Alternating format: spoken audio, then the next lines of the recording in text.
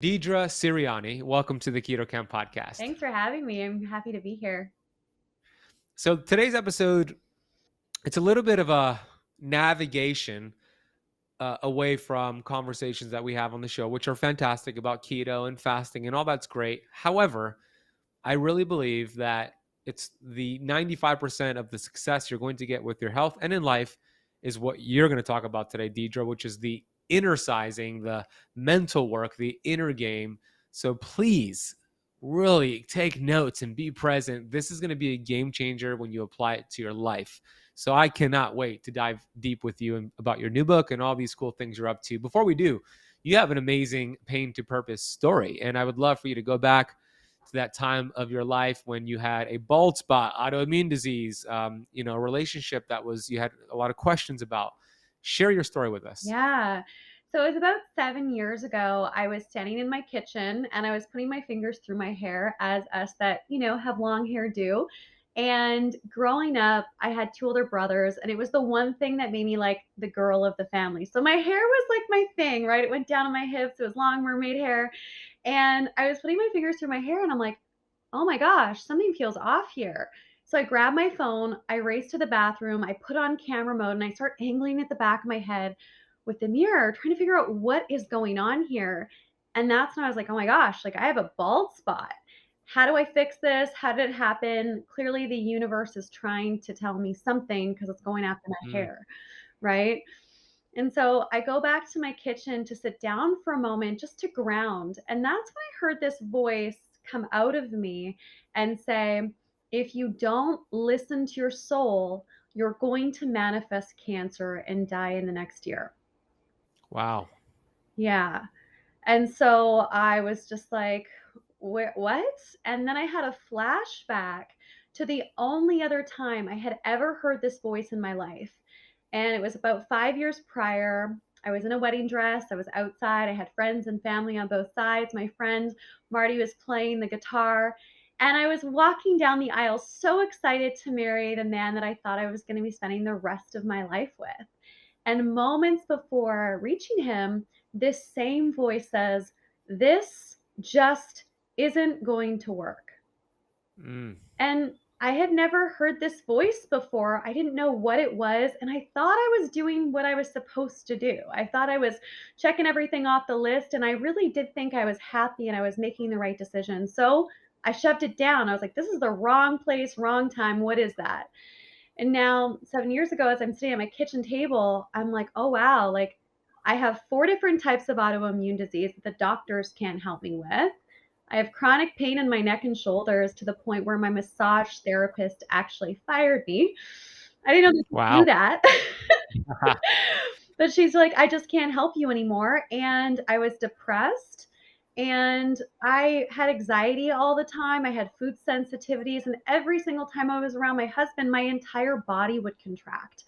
And I realized in that moment, I'm like, I'm in a mentally and emotionally abusive relationship. And could it be that this entire time, since I walked down the aisle and I didn't listen to my soul, that voice, that the universe has been speaking to me through these symptoms and the signs have just been getting louder and stronger? So in that moment, I knew that if I didn't change my life, if I didn't learn how to listen to my soul, because that's how my body was communicating to me, that I wasn't going to be around for another year. So I went really deep into, continuing to study with shamans, continue to understand what the soul, how the soul speaks to us, and really learn how to master listening to my intuition. And now today, that's what I help people do. And from that point 7 years ago, I healed myself of 3 of the 4 autoimmune diseases. My depression went away. My food sensitivities went away. My chronic pain went away. My depression went away, all from doing this work that I help people with today. And it's about being in radical alignment with who you really are and not compromising. And I didn't know what alignment was because I was so out of alignment, just on autopilot. So yeah, I really do think so much healing is available when we're able to listen to our soul, and our soul often speaks through, messages, maybe a voice or a feeling, but also symptoms of disease. Yeah. Wow. What a powerful story. what a time for the soul to speak to you, right? About to get married. No. Uh, and you ended up getting divorced. Is that what you did? Yeah, I stepped out of that relationship about 6 years ago, and I realized I didn't recognize while I was in it how emotionally and mentally abusive it was. And Mm. so then it's like, oh, I understand why I got that message. And sometimes we can't see things clearly when we're really in it. Yeah, yeah, absolutely. And I love your perspective on symptoms. It's something that I am in alignment with as well. And a lot of people are dealing with symptoms right now, whether you're watching or listening. And symptoms could be autoimmune, it could be cancer, it could be being overweight, it could be fatigue. I mean, there's thousands of symptoms, but the symptoms are actually an amazing blessing from your a beautiful human body, this innate intelligence, to give you clues that you are out of homeostasis, the check engine light on the road. Like, Mhm. thank God we have that. Instead of saying, I hate these symptoms, why am I dealing with it? Why are they there? What is the body trying to tell you? And that's exactly what you teach. And I'd love for you to dive a little bit deeper into why this is actually a beautiful thing from the human body. Well, the thing is, our soul, I truly believe that our soul will kill us if we don't listen to our soul's purpose. So that's one of my belief systems. I've experienced huge transformation in my life and others. And the reason why it's such a blessing is because we have the power to transform our body, we have the power to co create anything. All we need to do is listen. And so, at this first stage of really getting clear and aligning with who you are, it's you can take a moment just to tune into that symptom, whether it's depression, pain, or whatever that is, and just ask it, what is the message for me? What is the message? What is the purpose of this? And if you're able to be still enough, a message will come. And that is how we begin to trust our intuition. And the more we trust our intuition in our life, the faster we make decisions, the more joy we bring into our life. And we don't have to be in pain. Pain is it's, as you said, it's a messenger to give us a sign that we're potentially not paying attention to something. And that can be based on programming, that can be based on past trauma, experiences, our environment. But when we're able to tune in, we always have the answers, and then we don't have to go outside of ourselves for the answers anymore. And that's really what waking up to who you are and who you're meant to be is really about. It's about trusting yourself. And I personally don't believe that enough people in the world trust themselves. So it's a really important skill. It's very important.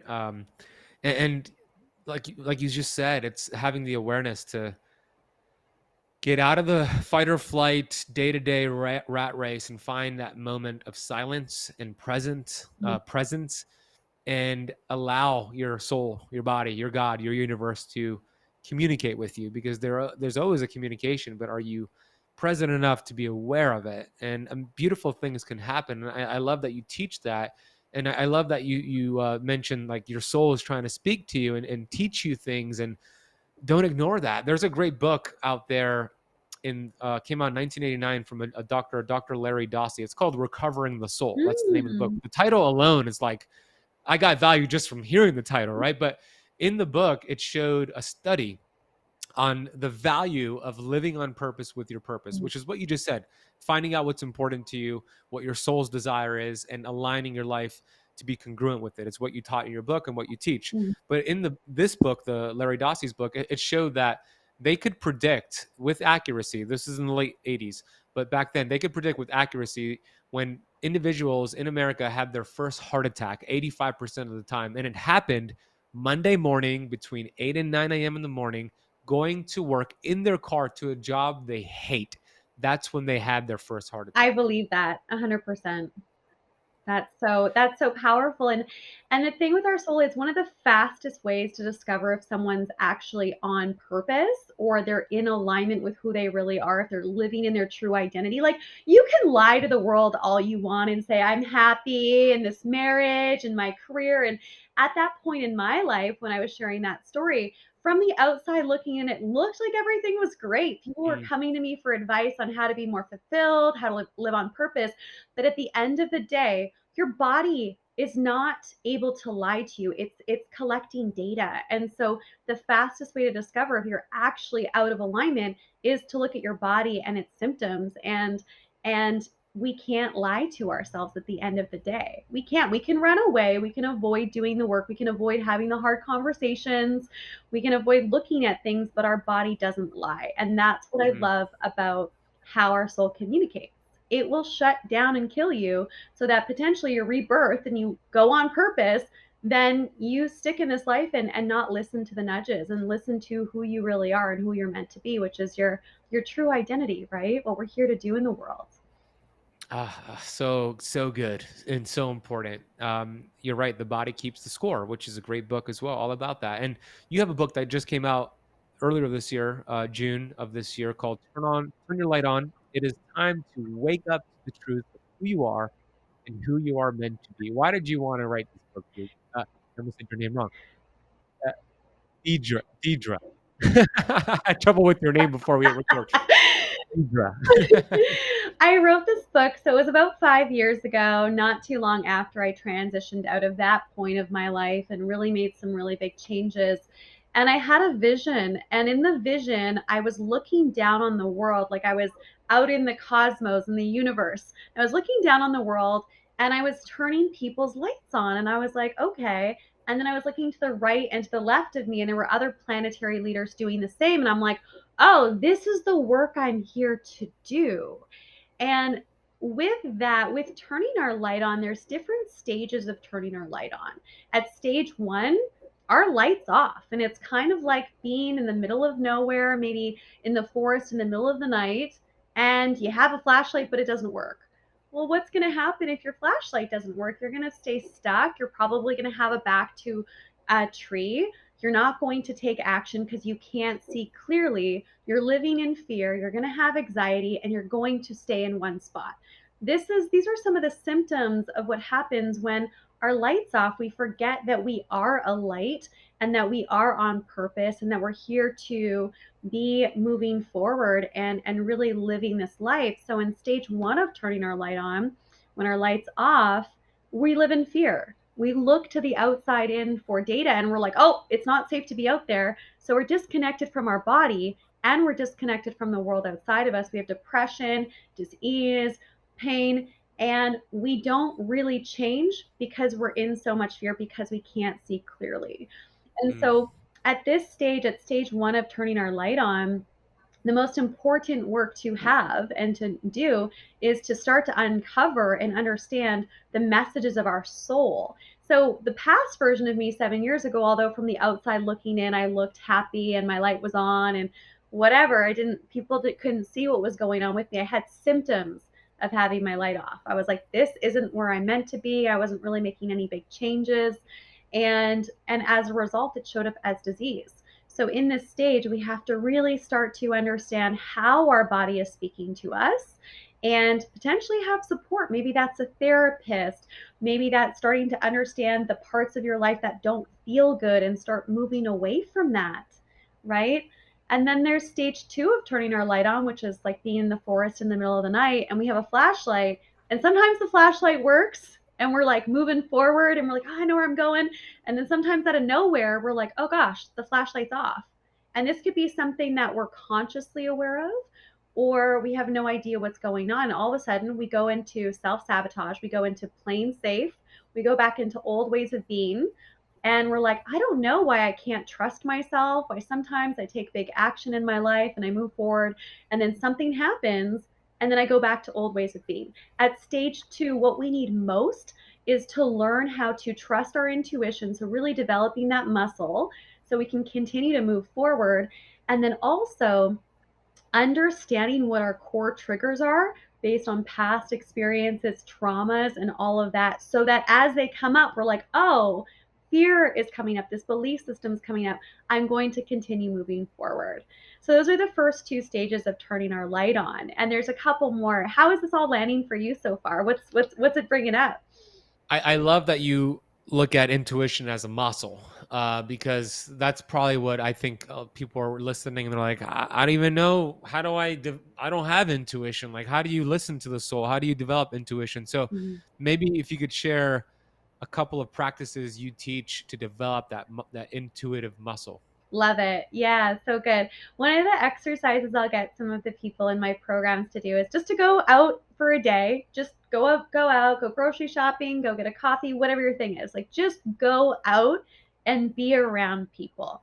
Have your feet about hip distance apart and just take a few moments to focus on a stranger that you don't know. Just put your attention fully on them. Don't be distracted on your phone. Give that person, 5, even 30 seconds. It within 5 seconds, your body will tell you if that person is for you or Mm, not for you, or it's neutral. So, how I live my life, I have a rule with myself now that if my intuition tells me to do something, I do it even if it makes no sense from the outside looking in. And it's because I can feel the pulls. And so when I get a pull forward to someone, so let's say that we were at a coffee shop, we could do it over Zoom too, and I'm just in my body, I'm neutral and I'm breathing, my body's naturally going to move forward or it's going to stay neutral or move back. If your body starts to move forward, there is something about that person and the relationship that is beneficial for you. Going up and saying hi to that person could lead to an opportunity, friendship, maybe your future life partner, who knows. There's something about that person that's good for you. That's an alignment. If your body moves back, they are not for you. Not alignment. There's something not congruent. If you're neutral, it's either way. So you can start to go out today and just, 3 to 5 people at different locations, take a few cycles of belly breath, get into your body, and just notice if you start to move forward or back. And your body will say, that's for me, that's not for me, or there's no movement. When we're in our mind, like one of the things that I do, it's really helpful is as soon as I start overthinking something, I'm like, oh, I can't make a decision based on my mind. I don't make probably 90% of the decisions in my life based on my mind because I know I'm not in my intuition. And when we operate from the mind, we're going to get small, we're going to get small growth. We're going to get small movement, small growth. Nothing big's going to happen. But if I can just trust my body and the feeling or the energy or the excitement, which is how your body says yes, and I can lean into that, then I know I'm making big decisions that are moving me forward in a big way. But if I'm like, oh, I'm trying to figure this out, I need to step back, go dancing, or do something to get into my body. And then once I've created some space, the answer will come. So that's how mm. I operate. So those are a couple exercises you can do. I love that. I've never heard of that idea, but I love that idea of going out in public and doing that exercise 15, 30 seconds, focusing on somebody and seeing where your body kind of guides you. Is it towards that person, neutral, or away? Yeah. I never even thought about that, but you're so right. Now that I'm thinking about it, it's like you naturally do that with your body when you really are vibing with somebody and you love their energy. You're gonna go in close, eye contact, and be with them. But if you feel like there's the energy's off for whatever reason, you just naturally kind of your body just Yeah. naturally goes away. Even like right now, like on Zoom. So the biggest thing that blocks us from our intuition, as you said, some people are like, oh, how do I trust my intuition? I don't have it. We all have intuition. Everyone does. It's just whether or not we're actually in our body and we trust it. So if we can fully be in contact with someone, which is something that I teach, is being fully present with someone, your body is going to start giving you information about that person's body. So if I really tune into you for a while, and let's say you're nervous or you have anxiety or you're tight in the throat or you're not speaking your truth or you're really in your head, within a few seconds, within about 5 seconds, I'm going to be able to read your body and I'm going to be like, man, this person's really in their head, or wow, they're really anxious. And oftentimes we don't know what we're feeling because we're not grounded enough to know. And then secondly, we're not grounded enough and present enough with others to actually know that we're picking up their data. A lot of people don't know the difference. So there's a lot of exercises just to get grounded and present. And through the practice of that, people are going to be like, wow, like you're so intuitive. Well, we all are. It's just a practice. It's a practice. Yeah, I totally agree. Same thing with memory, right? People I have bad memory. It's just you haven't developed it. It's not, we all have perfect memory. We just need to practice it. We all have perfect intuition. We just need to practice it. So I love that you teach that. And that's a super cool tip about going out in public. I'm going to now be aware of myself and do that exercise.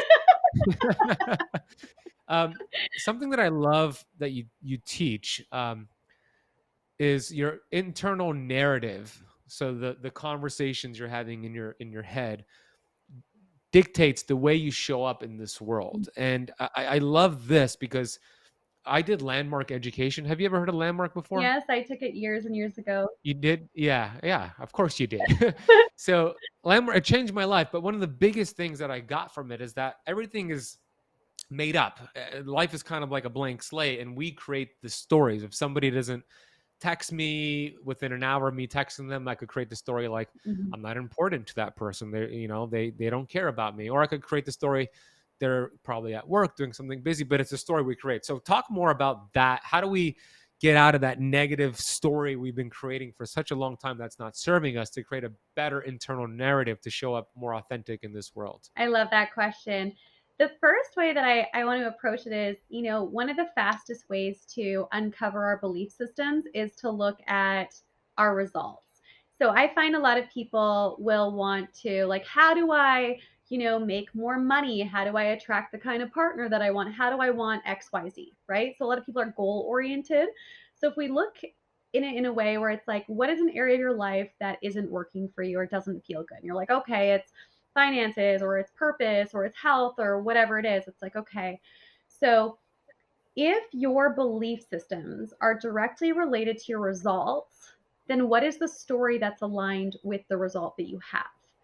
Right? So once we know the story, because some of the time we're talking the story all the time. We're going to our friends, like, we're saying the same story out loud. I was just in a conversation with someone the other day and they're talking about how overwhelmed they are. I'm like, listen, you've been talking about this story for months now, and I can't hold space for it because I'm essentially letting you recreate this story in front of me. And as your coach and Mhm. your friend, like, no, we're not doing this anymore. We're not doing this. And she was like, whoa.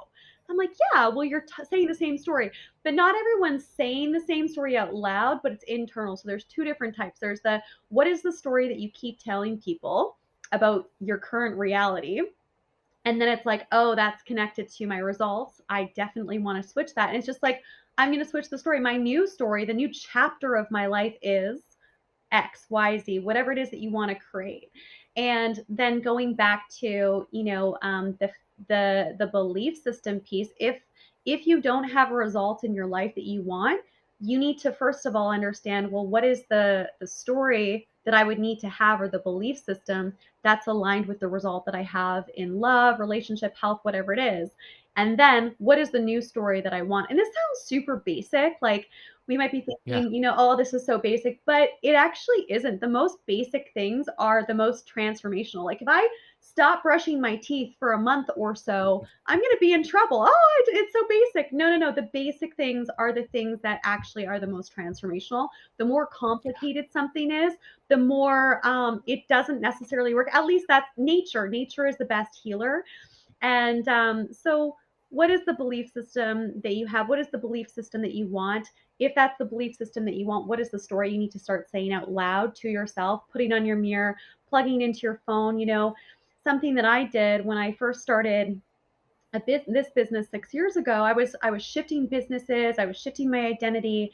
It was like, I'm a powerful woman with massive work to do in the world, and I'm highly compensated. I was moving through money blocks and also personal power blocks, and that would pop up on my phone as an event 4 times a day. And every time I'd see that, and then all of a sudden everything was just a reality within 6 months. And every time I find that I'm like feeling sticky with something, I'm like, oh, what's the belief system aligned with that? What's the opposite? Plug it in my phone. I'll put it on my chalkboard in my home. I had a quote on my chalkboard that was like, the world needs your medicine. And that's what's actually got me to write the book that I just published in June. It was like, the world needs Wow. my medicine. I better go and write this book, right? So it's simple, but we have to That's go for it. Yeah, it's simple, and it's simple to do and simple not to do. And I think that's where it kind of gets a little slippery. I remember Jim Rohn used to say it all the time. It's like, what's easy to do is easy not to do, and people neglect it. Like brushing your teeth, easy to do, but when you stop doing it, you're in trouble, right? Exactly. Uh, and you're so right about it doesn't have to be complicated. No. And it really, the conversations that we have, in our head every single day. There's about 60,000 thoughts the average person has every single day. It's the most important conversation. You are, I always say, you are the most influential person you'll speak to today, because your conversation, your stories create your habits create your results. And if you could change the story, you change the habit, you change the results, was what you're talking about. So that's a great tip that you just gave about a powerful affirmation. You know how you want to show up in this world. You want it to show up confident, powerful, beat the money blockage, whatever that is for that person listening or watching. But writing it down and putting it as an event that shows up on your phone. I actually have a goal card that I write. I have my big goal and an affirmation here, and every day I'm reading it, I'm holding it, I'm like envisioning it, Yeah. and I'm keeping it in front of me, because what you feed energy to expands. It's that universal law. And you said in 6 months, you went from having that vision and creating an affirmation to actually creating it. Is that what you said? Yeah, within just a couple of months of launching my business, everything took off. And it was just from like me believing that and showing up as that, putting energy behind it, right? Mm, Consistency is so like I think it's one of the biggest things that people struggle with is being consistent. And then yeah. also the small things. And I think the reason why we don't do the small things is because maybe on a subconscious level we don't feel worthy of having what we want. Like, oh, if I do Mm, that, well, then I'll have what I want, right? I'll have to shift my belief system. And like when I was writing my book, chapter by chapter, and I was writing about stories and teaching, I was like, wow, every chapter is different. Well, what's the new chapter that I'm stepping into? What's the new chapter that I'm claiming in my life right now? What's the title of that? Right. And so if you've been in a place of struggle, whether it's dis-ease, unhealthy relationships, whatever it is, it's like, cool, that's been an old story. That's an old chapter. But the chapter's getting really long now and redundant. And if I was watching this on television at a movie theater, I'd be like, man, like the lead character sucks. Like the director needs to be fired here, right? Like we need a new chapter to keep this fresh. So that's how I like to look at it in my life. It's like, well, what's the next chapter? What am I claiming now? I love that. Yeah, and you are the director, the leading actress. You are like you're not an extra in your own movie, people. You are the leading director and actor in your own movie. Please see yourself like that. Your book will help them see themselves like that. And I know this, your environment is very important. It kind of it's more important than heredity. It's like what you surround yourself with, what you watch, what you read, the people you hang out with determine those thoughts and determine the self beliefs and the stories that you tell. So let me ask you this, because one of the big things I've seen when people change their health habits, specifically, let's say they go from high carb to keto or whatever it is, they're changing their ways to eat healthier. What I've seen is that when you change, you become a threat to people in your life who are not changing. And they'll make remarks. They'll say, you don't need to do all that. I love you just the way you are. These little subtle hints. How do you set boundaries? How do you show up, what you say, unapologetically yourself in this situation? Well, I have a story. So a couple years ago, I jumped in and I did a 10-day water fast, which I was not trained for. Wow. And I did it to support a client because that's one of the things that she wanted to do. So I was like, okay, well, to make you accountable, I'm going to do it with you. I'm kind of an all in person. And sometimes I'm like, why did I do that? But I love it about myself. So I jump in and I'm on day 5 of the fast, and I felt great, actually. I was really surprised at how easy it was for me. And on day 5, I end up going to a client's birthday party. His partner's a chef. Everything's gluten free. I'm a gluten free freak. And I'm there, and there's like 20 or 30 people, and they all know who I am because they're like, this person's worked with me. So they're all coming up to me and they're like, oh, you've got to try this, you've got to try that, and chatting me up. And I'm just like, I'm on a water fast. And almost everyone at the party was like, oh, like please eat some food. And there was one moment where I was just like, wow, this is getting intense, right? Like what's going on with all these people? So I kind of do like an announcement at his birthday, which might have been a little weird, but I was like, I can't keep having these one-to-one conversations with everyone. Everyone's trying to knock me off path, right? So I'm like, okay, I just want to make an announcement that I'm on a 10-day water fast and I'm not stopping, and all I'm having is water, and I'm on day 5. So thank you so much for tempting me. You're really helping me with my discipline, but I'm not I'm not quitting. I'm not cheating. And everyone, I could just tell all of a sudden they were like, oh, like this woman isn't going to be sabotaged. So I kind of stood my ground. And I think that was an important thing. And also, what I realized within myself was, I'm like, oh, I'm on day 5. I could easily quit. Oh, it's further along than most people, right? Because I think we do that in our life where we're like, well, Totally. than most people. So I'll just quit. I'll just take the easy path, right? And I was like, no, this is a metaphor for my life. I said yes. I'm all in. I'm committed. And my client ended up not completing it because she was going through some things and she wasn't able to. But I'm like, I'm going to finish it for myself. So I think the first thing is like being really clear on why you're doing something, and then stating I am going till the very end and having accountability partners. I think people try to take us off path because it makes them uncomfortable. It's we're doing things potentially in certain environments that are out of people's, like their life and how they operate, and maybe it's illuminating something within them where it's like, oh, I could never do that. And so I think it's important to stand our ground, have also compassion for everyone. People don't necessarily know they're trying to do it. It could be subconscious, right? And then just making sure that we're plugged in and supported in the right environments on a consistent basis. Because I know for me, like years ago when I was married and into all the things I'm into now, like I remember feeling like something was wrong with me. And it's because I was surrounding myself with the wrong people. Like, why do you have these goals? Why do you want this? I'm like, I don't know why I have these goals and why I want this. And it wasn't until I got out of those environments and got into the right environments where I was like, I'm awesome. This is great. Of course I want to do this. And when you find your people, your whole life changes. That is so great. I love that you did that. You stood up at the party and said, "Hey, I'm going to address you all right now, so I don't have to have this conversation one on one." Well, I'm like, who is water this chick? fasting.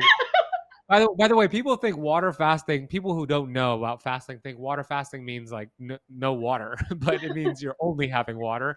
You probably got that question. I love that you did that, and you also said something that I love. I put it in my notes here. Just like a flower, if it's in the wrong environment, it doesn't matter how much water you give it.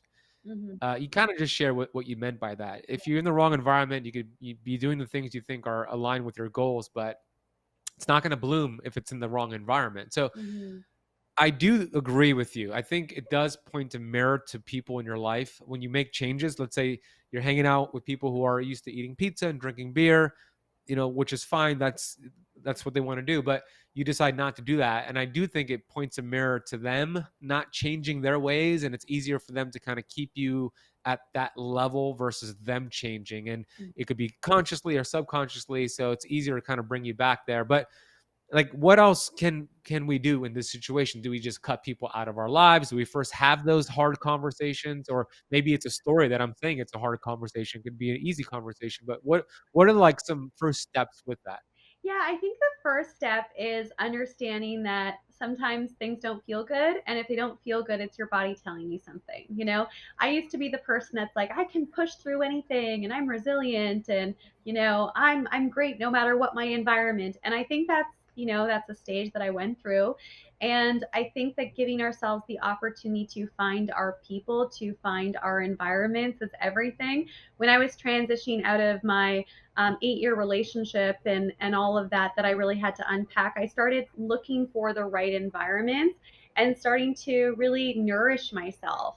And I think that's an important piece because I know a lot of people who struggle with boundaries, and why a lot of people struggle with receiving people's boundaries at the beginning is that person sometimes is like, don't do this, and they kind of explode with your boundaries, and it's not really boundaries. If you're exploding at someone, it's an explosion and cutting people off, which is not a healthy way of communicating. It's I don't know how to communicate my needs and I don't know how to get my needs met, so I'm going to have an explosion and I'm going to cut you off, which sometimes in life we do need to walk away from people. But if we can be in our heart and we're honoring ourselves and everyone else, then everyone wins. And it's not about wishing poorly on anyone, right? We're all in our own space of evolution and we're not necessarily conscious of how we impact people. So I think the first step is actively finding the right environments and nourishing yourself. And then when the old environments or people come up that are potentially triggering you, and your new decisions, know that the triggers are essentially illuminations as to the parts of yourself you haven't healed or you haven't loved or you haven't become clear on and strong in. And it's like, okay, like I'm triggered because I don't know if I can actually achieve this goal. I don't know if I'm really worthy of this, or I don't know if I can write that book, or I don't know if I can do the fast, whatever it is. And if we can become aware of that and breathe through it and just say, okay, this is how I feel, this is where I'm operating from. And then a really simple way to create boundaries with people. This is like seriously liquid gold. I use it for so many things, gets you out of so much trouble. Is I know that in the past and then you insert whatever behavior or agreement or way of being you've been in with people in the past. I know that in the past I would drink a lot of alcohol with you guys and like have pizza and whatever every Saturday and Sunday. And moving forward, I'm no longer available for it. Can you argue with that? You're like, oh, you acknowledge your past and this is where you're going. And we can do that with any kind of agreement without saying someone's wrong, shaming someone for where they're at and how we're better and we're more evolved and we're moving on. It's like that's a part of separation. And anytime we're operating from separation or making people wrong or we're calling people toxic, we're actually toxic because we haven't embodied ourselves and we haven't really come to a space of unconditional love and compassion to ourselves. And so we haven't really been able to communicate that. So that one sentence, I know that in the past, whatever the agreement, whatever, however it's been, and moving forward, this is my new operational system. And that person will be like, wow, like they have acknowledged who they have been and they've shifted. They might get curious. But if you're like, I'm no longer available for that, I don't drink anymore, I'm super spiritual and whatever, people are gonna be like, whoa, those people who are super spiritual and don't drink are like, whoa, they're extreme. But if you're like, this is where I am now. This is what I'm focusing on. Oh, okay. The biggest problem that a lot of people have is like, oh, you changed.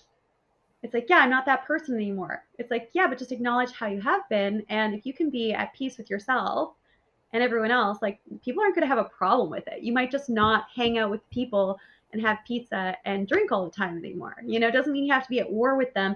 And when we end the war within ourselves against aspects of ourselves that we don't like, and we've really transformed it into a space of unconditional love and peace, the war outside of us ends in all relationships. And I really do feel like that's the beginning of changing the world is when we end the war within ourselves, the war outside of us changes. And then we can work together rather than, judging each other.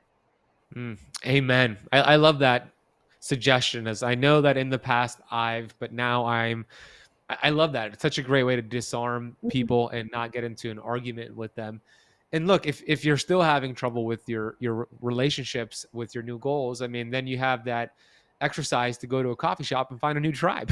You could Yeah, stare at people and see if you get sucked into them or not. Your vibe attracts your tribe. Yeah, exactly. It's like there's people all around. Do that exercise. Easy way to find new friends. yeah. Here's the question I want to ask you. What people get diagnosed with certain conditions, right? You had 4 autoimmune, you took care of 3, you have 1 more. But I'm not saying you did this, but a lot of people identify with their diagnosis, whether it's diabetes or cancer. And honestly, I see them get really excited about talking about how many medications they take. It's like they're owning it, right? Yeah. But I've seen it prevent a lot of people from actually healing themselves because they have to let go of that. So it's Mm-hmm. like, how do you even become aware that you're doing that? And how do you let go of that so you can allow your body to heal itself? Yeah, I think it goes back to the story. Like, what is the story that I'm telling myself? Am I a sick person? Am I, what is the story that we're telling ourselves? And then from there, it's like, is this story how I want to feel? And when we can change our story, we're going to start to change our life. And naturally, we're going to choose different options. So if I wake up every day and let's say I'm struggling with chronic pain. And every day I'm talking about my pain because it's an addiction and it's a part of my story too. And pain is just a messenger like everything else, and I lived with chronic pain and it's not fun.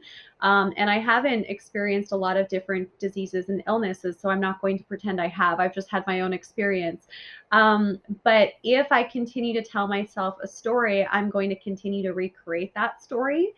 And if I create a new story of like, this has been my reality and I'm open to changing it, or, I may have diabetes and I'm in the process of healing it, like small baby steps on our story and how we talk about ourselves.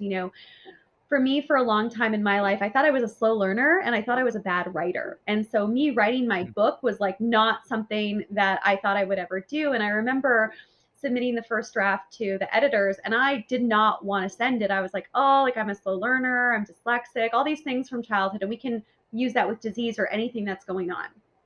But I had a feeling I had to do it. So I submitted it. And then I got feedback saying, this is great. Like, you're a natural writer and all this. And I started crying. And I was like, wow, because I had the courage to overcome my story and move through my fear, there was a huge gift on the other side. And I know I'm supposed to write many books. A lot of our pain and disease, if we have the courage to move through it and change our story and move through fear and do the things that maybe we think that we can't do or shouldn't do or whatever the story is, there are gifts on the other side of it. So I feel like it really comes with, is this in alignment with who I want to be and how I want to feel this story or whatever I'm talking about? And if it's not, like, what are you focusing on? Are you focusing on the pain? Or are you focusing on the joy in your life? And I believe the more we focus on the joy, the more the pain naturally starts to fall away because we're filling our cup up. We're naturally raising our vibration. So there's a few different things that play there. That's super super cool about the book. I didn't know that you were dyslexic too. I mean, that's amazing. I love that you faced the fear and did it anyways. And now your book is out and it's changing lives, and it's the first of many, I'm sure. Your book, Turn Your Light On, it's available on Amazon. Your website is radicallyaligned.com. But I want to hear from you for those who get the book, and I encourage everybody to go get the book. We'll drop a link down below. What is your goal for them after they finish the book? What is your overall goal for them to get out, get from your book? I love that. The book is for anyone who's been on the path of spiritual development, personal development, and for whatever reason still feels like they're stuck, they're in their own way, they haven't created the reality that they know that they're here to step into.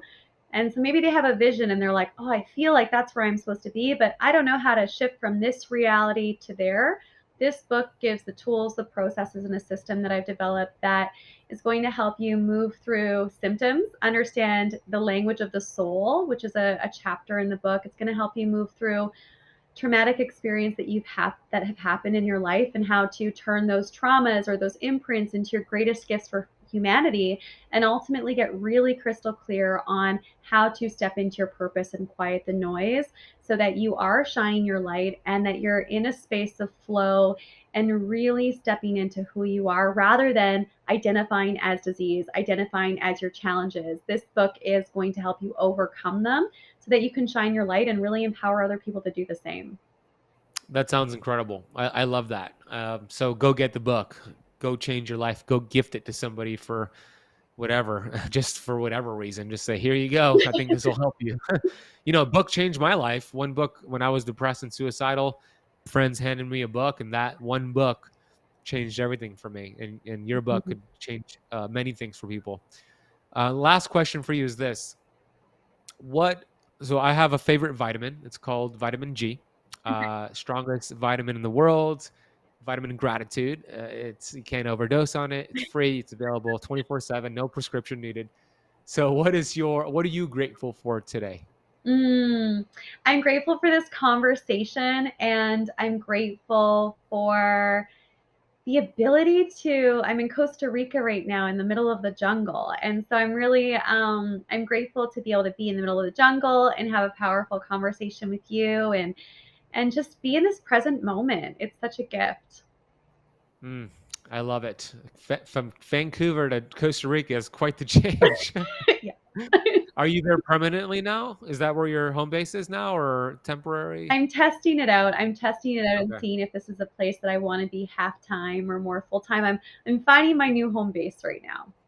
got it. Well, I'm grateful for you, for your work and how you show up. I'm grateful that our mutual friend, Dr. Sonia Jensen, connected us, and She's been on my podcast too. I love her. Her and Nick are brilliant. So I'm grateful that they connected us. And thank you for what you're doing. Please share your website again and anywhere else you want them to go check you out, or any preferred place to get your book. Thank you. Yeah, my website is radicallyalign.com. And then you can check me out on Instagram. It's just I am Deidre Sirianni. And I'd love to see what stood out for you in this podcast episode. And if you have any questions, please reach out. I love connecting with people's community, and I love the work that you're doing in the space of health. And so thank you for sharing this and allowing me to be a part of it. Thank you, Deidre. We're going to put your social media down below. Go follow her, get her book. And I look forward to having more conversations with you. Thank you so much for your time and enthusiasm and knowledge today. And I look forward to having another chat with you soon. Thank you.